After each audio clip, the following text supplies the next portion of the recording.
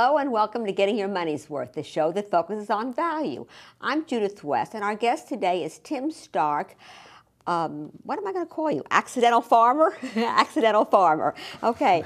And he's author of a book, Heirloom.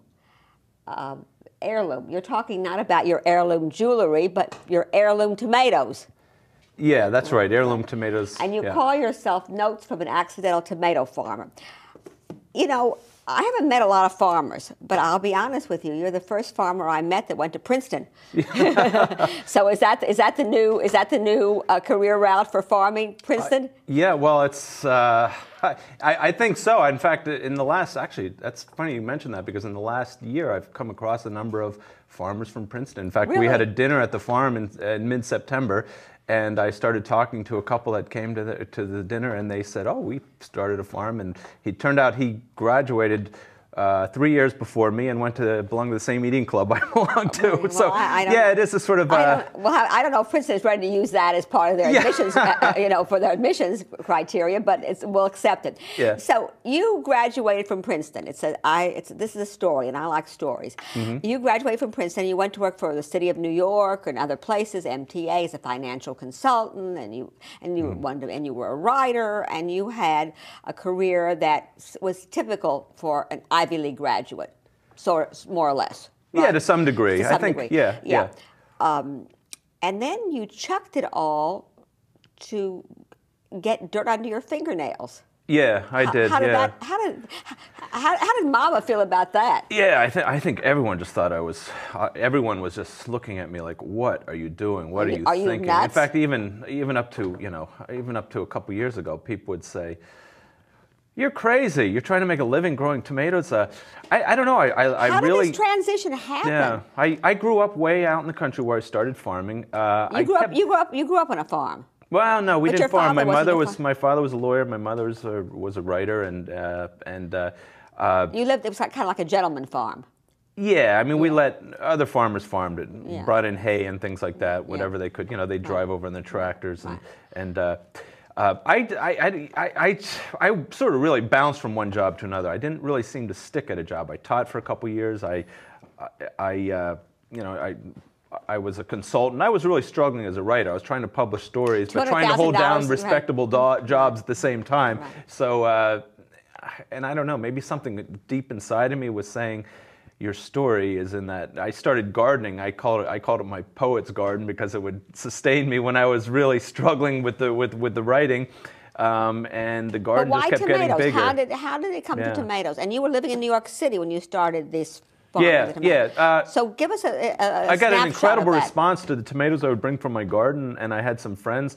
I would go home to Pennsylvania and work in my garden, and each year the garden kept getting bigger. And I had this vision in my mind, even from the start when I first started the garden. I had this vision of taking over the field that the farmer, planted his straw and corn. So you started you started your tomatoes in Pennsylvania, and you actually brought them, like you made the basement of your apartment like a hothouse. Yeah, it was just, I would just bring all these. Well, no, more like I would start the seedlings in New York, because I always had to tend to them. I had a job to hold down in New York, and they were like your babies.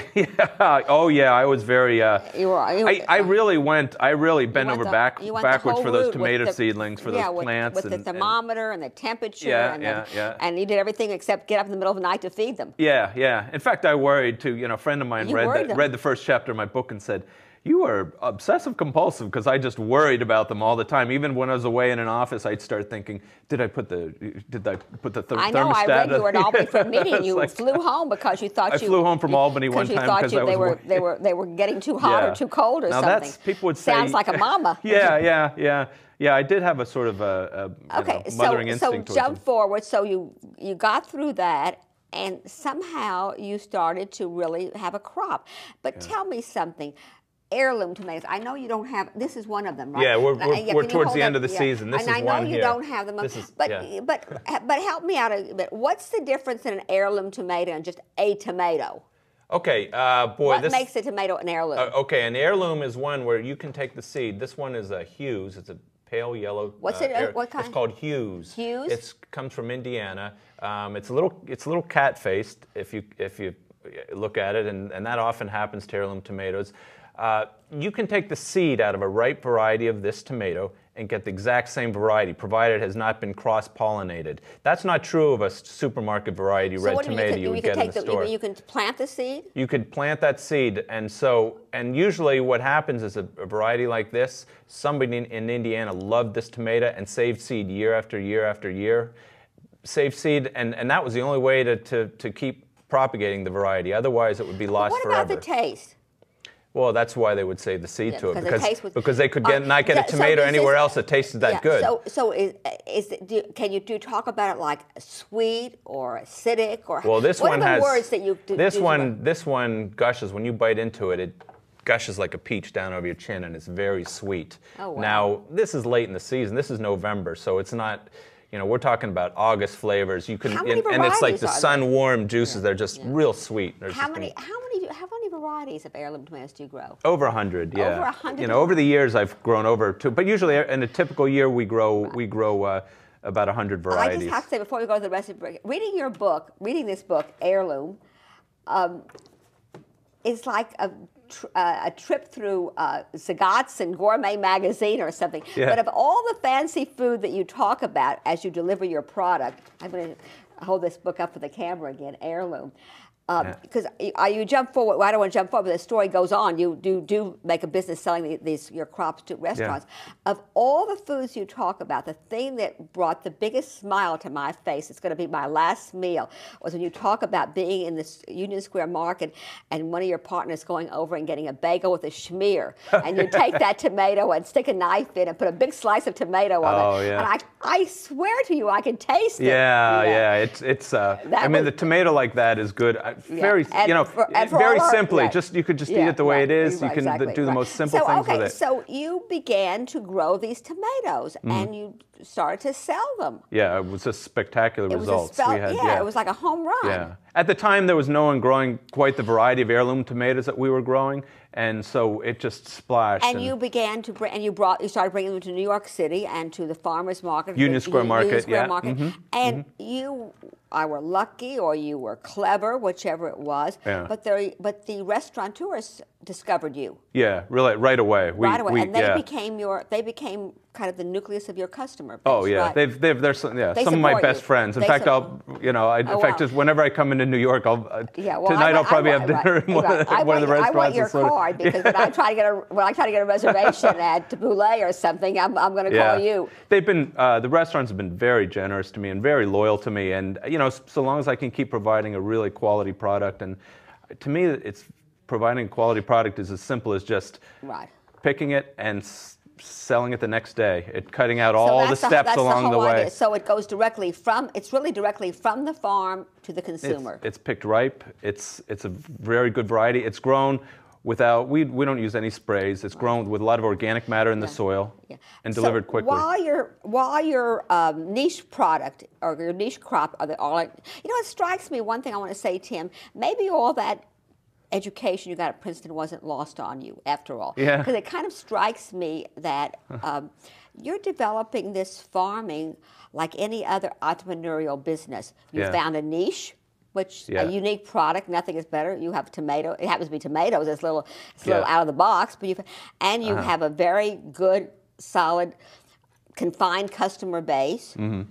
I think a lot of what I've done has been marketing. It has been marketing and so it's very entrepreneurial in nature. Mm-hmm. Right. Yeah. But you have branched out into other. What do you call these, gourmet crops? How do you refer to these? Oh, well, all kinds. I mean, we do the same with chilies. We grow over 100 varieties of chilies. Now, there are people that live in New York City. Hold up some of these chilies. Oh, some of these are really, really hot. I read about the chocolate one. The chocolate one, that's famous, but we have a huge clientele for that chocolate habanero. People from the West Indies, from Trinidad. Once the tomato crop starts to dwindle down, we get a huge West Indian crowd, and that's just a whole nother story. These things are absolutely gorgeous. Yeah, and well, they're also very hot. In fact, just today I was bringing these up, and a guy looked at those and said, "Those are fake, aren't they?" I said, touch your tongue to one of them, see if it's fake. Right. They look of course, like I would never recommend someone to touch their tongue to it. But these peppers are like art. Yeah, they are, and they're also beautiful. But This one here is called Fatali. It's an African variety of chili. It's in the same family as the habanero. Very, very hot, but there are people that come to our stands from Africa who recognize that chili. There's another one called, see if I can get in there. It's called Aji Limon, and this is very popular in Peru. There are people from Peru, when they see that pepper, their eyes just light up. This is what they use to make ceviche. How did you learn all this stuff, Tim? Well, a little bit of research on my side, and also just talking to my customers. And you learn from them. They kind of led you down the path of what to grow. Some customers have actually brought us seed. They say, here's seed. And in fact, our most popular chili is from Grenada. And what are these? This is a Santaka. It's a Japanese variety of cayenne pepper. Very hot. It's real popular. It grows in clusters like this, sort of like floral clusters. So all we do is we pick them and then we pull the leaves. I feel like I want to put that. They just hang them up and let it dry. Yeah, I thought I would put in a vase. They're beautiful. Yeah. You can use the chilies forever. French breakfast radishes. These are so sweet. Real sort of mild. I feel like I want to slice them with a good piece of bread and butter. Yeah, and salt. That's exactly what it is. Salt. This is what they do: French breakfast radish for butter in the morning for breakfast. Yeah. Okay. Yeah. So your career path: you went to Princeton. You wrote. I'm sorry, you were a financial consultant, you did some writing, you became I don't know, what kind of a farmer to call you? You call yourself accidental because you became, but I feel like there should be something more descriptive because you are certainly out of the realm of what we consider farming. And now you're a writer. It's I had most success as a writer from the farming, from the experience of farming. You made more money from the book? Yeah. Is this revenue producing for you? Oh yeah, I make a living. Really, I make a living. I'm supporting a family of 4 on the proceeds of this farm. In fact, and don't you have some employees too? Oh yeah. Now I have a lot of I think to me that's the biggest story. I started on the land I grew up on, rented all these years. I just bought a farm a month ago. So congratulations and people are always don't quite understand. I'm saying no. When I started, I could afford a shovel, and that's about it. But so you've been farming on land that you didn't own. Mm-hmm. All this time. It took a while to save up the money to be able to buy a farm. So you're supporting your family, you're supporting employees, and you just bought your own farm. Yeah. And it is quite a story. Yeah. It's quite a story. Yeah. And who would have thought? Oh, when I started out, people looked at me and said, you can't make money at that. I mean, when you say, I had some great ideas, nobody thought that. I mean, just displaying 100 varieties of different tomatoes, pink ones, purple ones, green ones, getting them to market and putting them out there. When you go into the green market, they practically run you over to grab your product, right? Yeah. We've been real popular. I manufacture. I should be so lucky. And what does Mom have to say about you now? Oh, she's proud, especially now that I've my son, the tomato farmer. Thanks very much for being on this show. Thank you for having me. Right. You're watching Getting Your Money's Worth. I'm Judith West. Thanks for watching.